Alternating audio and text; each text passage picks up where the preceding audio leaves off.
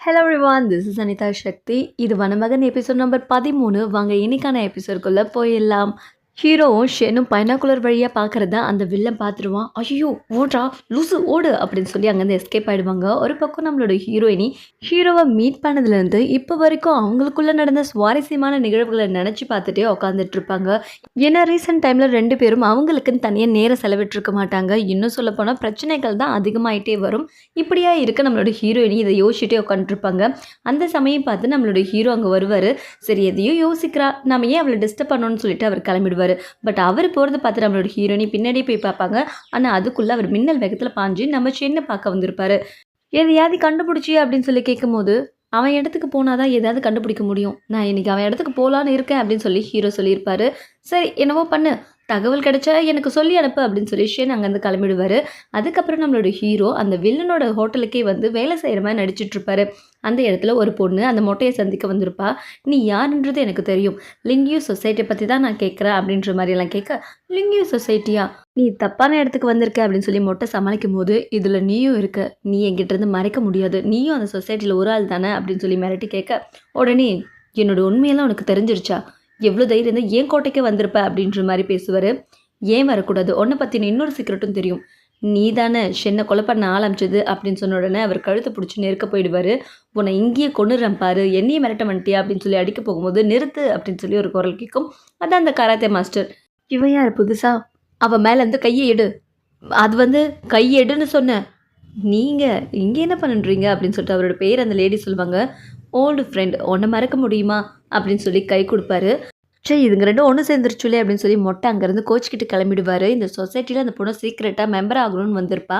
அன்னையோட நைட்டில் நம்மளோட ஹீரோ அந்த மொட்டையோட ரூமுக்கு சீக்கிரட்டாக வருவார். எதையோ தேட வருவார். டக்குன்னு மொட்டை வாய்ஸ் கேட்டதும் ஓடி போய் ஒளிஞ்சுப்பார். உன்னை எனக்கு ரொம்ப பிடிச்சிருக்கு, நீங்கள் போங்க நான் வரேன் அப்படின்னு சொல்லி ஒரு லேடி முன்னாடி நம்மளை மொட்டையை அனுப்ப, அவர் குடிபோதில் வாமிட் வந்துச்சுன்னு பாத்ரூமாக்கம் போயிடுவார். உடனே ஹீரோ இங்கேருந்து தப்பிச்சு போயிடலான்னு ட்ரை பண்ணும் போது அந்த லேடி வந்துடுவா. இவர் சொல்கிறதையும் கேட்காம அந்த பொண்ணு ஷர்ட்டையே கழட்ட ஆரம்பிச்சிருவா. என்ன பண்ணுறீங்க, நான் அப்படிப்பட்டவன் இல்லை அப்படின்றதுக்குள்ளேயே நம்ம ஹீரோக்கு வேறு வழி இல்லாமல் அவர் மந்திர பவரை யூஸ் பண்ணி மயங்க வச்சுருவார். இந்த பக்கம் தப்பிக்கலான்னு எழுந்திருக்கும் போது பின்னாடி மொட்டை வந்து, டார்லிங் நான் பிடிச்சிட்டு பார்த்தியா, அட இழவெடுத்தவனே, ஆம்பளைக்கும் பொம்பளைக்குமே வித்தியாசம் தெரியல அவனுக்கு அப்படின்னு சொல்லி அவருக்குமே மந்திர பவரை யூஸ் பண்ணி அவரையுமே படுக்க போட்டுருவார். எத்தனை பேருக்குடா நான் மந்திர பவரை யூஸ் பண்ண முடியும், இப்போ அந்த வேலையே முடியல, அதுக்குள்ளே இத்தனை வாட்டி யூஸ் பண்ணிட்டு மந்திர பவரை அப்படின்னு சொல்லி அவரோட பேக்கெட்லேருந்து ஒரு டைரி எடுப்பார். அதில் இந்த சொசைட்டியில் யாரெல்லாம் இருக்காங்கன்னு சொல்லி நேம் லிஸ்ட் இருக்கும். அதை திருடிட்டு அவர் அது ஷென்னிக்கிட்ட கொடுக்கறதுக்காக ஓடி போயிடுவார். ஷென் அந்த டைரி அவங்க அப்பாட்ட கொடுத்து, இந்த சொசைட்டினா என்ன, இதனால எதுக்கு இவ்வளோ பெரிய பிரச்சனை அப்படின்னு சொல்லி விசாரிப்பார். ஷென்னோட அப்பா ஒரு காலத்தில் போலீஸ் ஆஃபீஸராக இருந்ததா, அவங்க பையன் இப்போ போலீஸ் ஆஃபீஸராக ஆயிருக்காரு. இந்த சொசைட்டி நம்மளோட நாட்டுக்குள்ளே பூந்து நம்ம நாட்டையே அழிக்க பார்த்துச்சு. இதில் இருக்க மெம்பர் எல்லாம் நாங்கள் தான் ஒரு காலகட்டத்தில் அழித்தோம் அப்படின்னு சொல்லிட்டு ஃப்ளாஷ்பேக் அவர் சொல்லும்போது, அதில் நம்ம ஷென்னோட அப்பாவும் மேயரும் சேர்ந்து தான் அந்த டீம் ஒர்க்கே பண்ணியிருப்பாங்க. என்ன அப்படின்னா, அந்த சிட்டி உள்ளே நுழைஞ்சி இங்கே இருக்க அரசாங்கத்துக்கு எதிராக நிறைய ரூல்ஸை கொண்டு வந்து மக்களை பாதிச்சதாகவும், அதை வேரோடு அழிக்கணுன்றதுக்காக நாங்கள் நடத்தின ஆப்ரேஷனில் சில பேர் கொல்லப்பட்டாங்க. அதில் ஒரே ஒரு ஆள் மட்டும் மிஸ் ஆயிட்டா அப்படின்னு சொல்லும் போது, அந்த இடத்துல இருந்தது அந்த மொட்டை. அன்னைக்கு அவனை விட்டது தான் என்னோட பெரிய தப்பு. இப்போவும் அவன் அந்த சொசைட்டியை ரன் பண்ண நினைக்கிறான்னு நீ சொல்லி தான் எனக்கு தெரிய வருது அப்படின்னு சொன்ன உடனே, சரி விடுங்கப்பா, இது எல்லாத்தையும் நான் கவனிச்சுக்கிறேன் அப்படின்னு சொல்லி ஷென் சொல்லிடுவார். ஷென் உடனே மொட்டையை பார்க்க வந்திருப்பார் அவரோட இடத்துக்கே. அங்கே அந்த லேடி வேலை செஞ்சுட்ருப்பா. ஒரு பக்கம் நம்ம ஹீரோ ஒளிஞ்சிருந்து பார்த்துட்ருப்பாரு. பார்க்குற பார்வை எதுக்குன்னு எனக்கு புரியுது, நமக்குள்ள ஒரு சின்ன மிஸ் அண்டர்ஸ்டாண்டிங் நடந்து போச்சு. என்னது சின்ன மிஸ் அண்டர்ஸ்டாண்டிங்கா, என்னை கொல்ல பார்த்தவனும் நீ தானே, சேச்சே அப்படி ஒரு துரோகத்தை நான் உங்களுக்கு செய்வேனா, நீங்களும் நானும் மட்டும் கை கோத்துக்கிட்டா இந்த சிட்டியில் நம்ம என்ன வேணால் செய்யலாம். என்ன செய்ய நினைக்கிற, நம்ம புதுசாக ஒரு டிசீஸை டெவலப் பண்ணணும், அதுக்கு மருந்து நம்மக்கிட்ட மட்டும்தான் இருக்கிற மாதிரி செய்யணும். இதை நீ தனியாகவே செய்யலாமல் என்னையே கூட்டு சேர்க்கணும். இந்த சிட்டியில் உங்களோட குடும்பம் தான் பெரிய குடும்பம், உங்களோட உதவி இல்லாமல் எங்களால் ஏதாவது செய்ய முடியுமா என்ன அப்படின்னு சொல்லி புகழ்ந்து பேசிகிட்டு இருக்கும்போது நம்மளோட ஷென், ஓ உங்ககிட்ட இதை விட முக்கியமான விஷயத்தை பற்றி கேட்கணும், யுவான் சிட்டி சொசைட்டி அப்படின்னு கேட்கும்போது இவருக்கு கொஞ்சம் பயம் வந்துடும். அப்படின்னு எனக்கு எதுவும் தெரியாதா, நிஜமாவா, அப்படி ஒரு சொசைட்டி இருந்ததாகவும் அதில் நீ மெம்பராக இருந்ததாகவும் அதை திரும்ப கொண்டு வரதாகவும் எனக்கு ஒரு தகவல் கிடச்சிருக்கு, இப்போ மட்டும் நீ உண்மையை சொல்லலை அப்படின்னு சொல்லி கேட்குறதுக்கு அவர் பதில் சொல்லலான்னு வரும்போது டக்குன்னு கண்ணு பிதுங்கி போய் பொத்துன்னு விழுந்துருவாரு. கொலையாளி கொன்னுட்டான் என் மாஸ்டர் அங்கே ஓடுறேன் அப்படின்னு ஷென் பின்னாடியே ஓடிடுவாரு. பின்னாடி இருக்க ஊசி எடுத்துட்டு அந்த சொசைட்டியை பார்த்து யார் எக்ஸ்போஸ் பண்ண நினைச்சாலும் அவங்கள நான் கொன்னுடுவேன் அப்படின்னு சொல்லிட்டு சீக்கிரம் என்னோட முதலாளி கொண்டு கண்டுபிடிங்க அப்படின்னு சொல்லி கத்திட்டு இருப்பா. எப்படி இவர் சடனாக சாக முடியும் அப்படின்ற மாதிரி நடிச்சிட்டு இருப்பா. அந்த மார்ஷரிக்கு நம்மளோட ஷென்னும் நம்மளோட ஹீரோவும் வந்து பார்ப்பாங்க.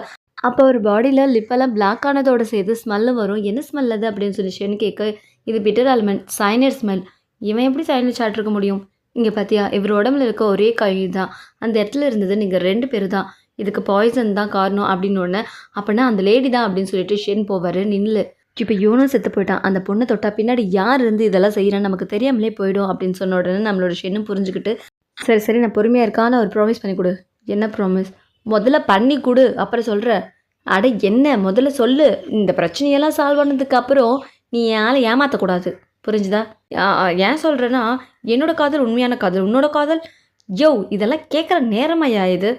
இருந்தாலும் நீ சமயோஜித புத்திக்கார ஐயா, நீ பொழைச்சிப்ப. இல்லைன்னா உங்ககிட்ட பிழைக்க முடியுமா என்ன? அதுக்கப்புறம் நம்மளோட ஹீரோவை பார்க்காம ரொம்ப டென்ஷனில் இருப்பாங்க. ஆனால் நம்மளோட ஹீரோயினிக்கு பின்னாடியே தான் இருப்பார். ஹீரோயினியை சர்ப்ரைஸ் பண்ணலான்னு போக, ஆனால் ஹீரோயினி அதுக்கு ஒத்துழைக்க மாட்டாங்க. ஏதோ சத்தம் இவள அப்படின்னு சொல்லிட்டு அடிக்க போகும்போது கரெக்டாக அவர் கை வந்ததை நம்ம ஹீரோயின் நோட் பண்ணிடுவாங்க. நீ பெருமை மாடு எங்கடா போய் தொலைஞ்ச அப்படின்னு சொல்லி அடிச்சிட்டு இருப்பாங்க. எதுக்கு அடிக்கிற? நீ எவ்வளோ பெரிய டேஞ்சரில் இருக்குன்னு தெரியுமா உனக்கு? உன்னை நினச்சி நான் இவ்வளோ கவலையில் இருக்கேன். இங்கே பாரு, நான் நல்லா தான் இருக்கேன், நீ நல்லா தான் இருப்ப. உன்னோட இனத்தில் ஏதோ பிரச்சனையா? இங்கே பாரு அந்த மேஜியூ, இங்கே பாரு எப்படி இருக்கா பாரு அப்படின்னு சொல்லி கையில் கொடுத்த உடனே நம்மளோட ஹீரோக்கு அதோட நிலைமை புரிஞ்சிடும். அவரோட பவரை யூஸ் பண்ணி அது மயக்கத்துலேருந்து தெளிய பழைய நிலைமைக்கு கொஞ்சம் கொண்டு வந்துடுவார். அது முழிச்சுக்கிட்டு, நீ என்னை கவனிக்கவே மாட்டுற, நான் உன்னோட லிட்டில் பிரின்சஸ் இல்லையா, என்னை குட்டி தேவனாலாம் சொல்லுவேன். இப்போ என்ன நடந்துச்சுன்னு சொல்லு. சொல்ல மாட்டேன் போ. சரி சொல்கிறேன். அங்கே நம்மளோட இனத்தில் பெரிய பிரச்சனை. எனக்கு தெரியும், ஹோலி ட்ரீயோட நிலைமை நாளுக்கு நாள் மோசமாயிட்டே இருக்குது. நம்ம சீக்கிரமே அங்கே போய் ஆகணும். அப்படியே மரம் மாதிரி நின்றுட்டு இருக்க, வா இங்கேருந்து போகலாம், சீக்கிரம் வா. அது வெளியில் பணிப்பெண் நம்மளோட ஃப்ரெண்ட் கிட்ட மேயர் அர்ஜென்ட்டாக நம்மளோட மாஸ்டரை கூட்டிகிட்டு போயிட்டாரு, எதுக்கு என்னன்னு தெரியலன்னு சொல்லி பேசிகிட்டு இருக்கும்போது, என்னோட அப்பா வெளியில் போயிட்டாரா, எங்கே போனார் அப்படின்னு சொல்லி ஹீரோனி கேட்பாங்க. எனக்கு தெரியல, காட்ஃபாதரும் உன்னோட அப்பாவும் எங்கேயோ போயிருக்காங்க, ஆனால் வெரி அர்ஜென்ட்டுன்னு மட்டும் தெரியுது அப்படின்னு சொல்லிட்டு இருக்கும்போது நம்மளோட ஹீரோ கணிச்சிருவார். ஏதோ டேஞ்சரான விஷயம் இவங்க பண்ணுறாங்க. என்னவா இருக்கும்? அதெல்லாம் நான் அப்புறம் சொல்கிறேன். முதல்ல டேப்லெட்டெல்லாம் எடுத்துக்கிட்டு கிளம்பு, நம்ம இங்கேருந்து அர்ஜென்ட்டாக போய் ஆகணும். நீ இங்கே இருந்த கிளினிக்கை பார்த்துக்கோ, நாங்கள் 2 பேர் மட்டும் போகிறோம் அப்படின்னு சொல்லிட்டு ஹீரோயின் டேப்லெட்ஸ் எடுத்துக்கிட்டு கிளம்புவாங்க. முன் வழியாக போக வேண்டாம், பின் வழியாக போகலாம், நில்லுங்க அப்படின்னு சொல்லிட்டு வென் வந்துடுவார். நீங்கள் என்ன பண்ணிட்டு இருக்கிற அப்படின்னு சொல்லி ஹீரோனி கேட்க, அன்றைக்கி நீ என்னோட அப்பாவை அங்கிள்னு கூப்பிட்டல, ஏன் அப்படி கூப்பிட்ட? அது உனக்கும் அவருக்கும் என்ன சம்மந்தம்? அன்றைக்கி சொல்கிறேன்னு சொன்னல, அதை இன்றைக்கி சொல்லு. உங்கள் உண்மையான ஐடென்டிட்டி என்ன? நான் அர்ஜென்ட்டாக வெளில போகிறேன், நான் அப்புறம் சொல்கிறேனே. முடியாது, எனக்கு இன்றைக்கி தெரிஞ்சாகணும், இல்லைன்னா நான் இவ்வளோ பொறுமையாக பேசிகிட்டு இருக்க மாட்டேன் அப்படின்னு சொல்லி மிரட்டுற தோணியில் பேசிகிட்டு இருப்பாரு. நம்மளோட ஹீரோ முறைச்சிட்டு இருப்பாரு. உடனே நம்ம ஹீரோயினி, உனக்கு உண்மை தெரியுதுன்னா உங்கள் அப்பா கிட்ட போய் கேட்க வேண்டியதானே, கண்ணுக்கு முன்னாடி நீங்கள் இருக்கீங்க, நீங்கள் சொல்ல வேண்டியதானே, நான் எதுக்கு எங்கள் அப்பா கிட்ட கேட்கணும்? இவங்கிட்ட பேச நமக்கு டைம் தான் வேஸ்ட்டு, நம்ம கிளம்பலாம். இல்லை இவன் என்னோட அங்கிளோட ரத்தம், இவன் உண்மையை தெரிஞ்சுக்க வேண்டிய நேரம் இதுதான் அப்படின்னு சொல்லுவார். எது ரத்தமா? ஆனால் ஒரு கண்டிஷன், உன்னை கூட்டிகிட்டு போகும்போது கண்ணை கட்டி தான் கூட்டிகிட்டு போவோம், அதுக்கு ஒத்துக்கிறேன்னா இப்பயே உன்னை நாங்கள் கூட்டிகிட்டு போகிறோம் அப்படின்னு சொன்னதுனால அவரும் ஒத்துப்பார். கண்ணை கட்டி கூட்டிகிட்டு போவாங்க. பார்த்துடா பார்த்து, மெதுவா அப்படின்னு சொல்லிட்டு அவரோட இனத்துக்கு கூட்டிகிட்டு வந்துடுவார். கண்ணை அவிழ்த்து விட்டதும், ஐயா இது எந்த இடம்? எனக்கு ஒரு உண்மை தெரிஞ்சாகணும் சாமின்னு சொன்னல, அதுதான் இந்த இடம், மூடிக்கிட்டு என் பின்னாடியே வாங்க அப்படின்னு சொல்லி போயிட்டு இருக்கும்போது அவங்க இனத்த ஆளுங்கள்லாம் குலவி கொட்டி கூப்பாடு போட்டுட்டு இருப்பாங்க. உடனே டேப்லெட் எடுத்து கொடு, என்ன பார்த்துட்டு இருக்க அப்படின்னு சொன்னோடனே ஹீரோயின் எடுத்து கொடுப்பாங்க. நீ என்னடா பார்த்துட்டு இருக்க, நீயும் கொடு அப்படின்னு சொன்ன உடனே நம்மளோட வென்னும் டிஸ்ட்ரிபியூட் பண்ணிட்டு இருப்பாரு. இதுக்கு உடனே தீர்வு எங்கள் அப்பா கிட்ட போய் பேசுறதா அப்படின்னு சொல்லி அவரை பார்க்க வந்திருப்பாங்க. நீ எங்கே போன இவ்வளோ நாள், எங்கே இருந்த அப்படின்னு சொல்லி அவரோட அப்பா கேட்கறதுக்கெல்லாம் பதில் சொல்லிட்டு, உங்கள் பையன் கொண்டு வந்த மெடிசனால தான் ஒரு சில பேர் உயிர் பழிச்சிருக்காங்கன்னு பெருமைப்படுத்திட்டு இருப்பாங்க. ஆனால் நம்மளோட ஹீரோ நம்ம இனத்துக்கு ஆபத்து வந்துட்டு இருக்க ஷெங்குயன் நம்ம ஹோலி ஃப்ரூட்டை கலவடை வந்துட்டு இருக்கான் அப்படின்னு சொன்னதும், யார் அது? அவர் நம்ம இனத்துலேருந்து தப்பிச்சு போன நம்மளோட அங்கிள் நன்யூ அப்படின்னு சொன்னதும், அந்த பைபிளில் இன்னும் உயிரோடவா இருக்குது, அவரோட மகனையும் நான் கையோடு கூட்டிகிட்டு வந்திருக்கேன். ஆனால் அப்பா இவனை, என்னோட இலக்கு எல்லாமே அவனோட அப்பா தான், அதுக்கு தண்டனையாக இவன் அனுபவிக்கணும்னு அவசியம் இல்லை.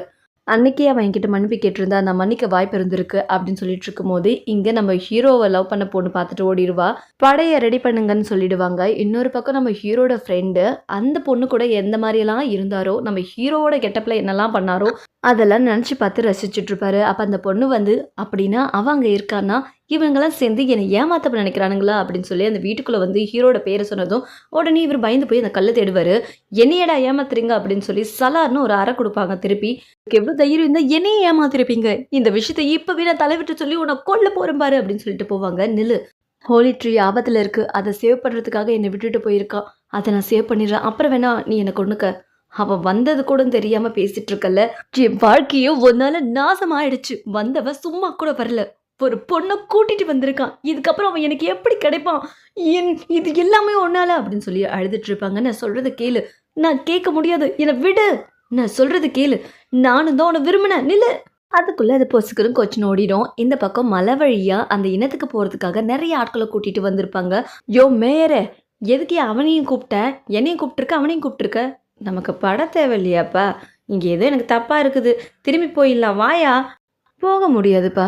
"என்னய்யா லூசு மாரி பேசிட்டு இருக்க? போலாய்யா." அப்படி யாரும் அந்த பழத்த எடுக்காம திரும்பி போக முடியாது. "யோவ்! என்னய்யா மிரட்டி பார்க்குறியா நீயி?" "இல்ல. தகவல் குடுத்தோம் அவ்வளோதான். மொறைக்காதீங்க. ஏறுங்க வண்டியில. சீக்கிரம் டைம் ஆகுது போவோம்." அப்படின்னு சொல்லி மிரட்டிருவாங்க. அதோட இந்த எபிசோட் முடியுது. Next episode. Love you.